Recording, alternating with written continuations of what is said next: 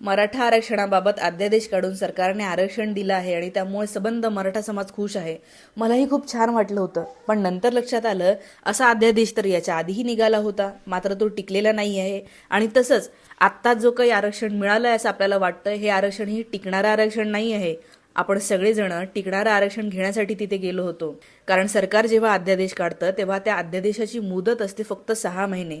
6 महिन्याच्या आत त्याचं कायद्यामध्ये रूपांतर होणं गरजेचं असतं, नाहीतर ते टिकत नाही. आता 2 महिन्यानंतर निवडणुका लागतील आणि आम्ही तुम्हाला आरक्षण दिलं होतं, अध्यादेश काढला होता, असं करून सरकार फक्त इलेक्शनमध्ये त्याचा फायदा करून घेणार आहे. मात्र हे आरक्षण टिकू शकत नाही. याच्यावर एकच उपाय आहे, तो म्हणजे बिहारमध्ये जसं झालं तसं कास्ट बेस्ड सेन्ससची मागणी करणं.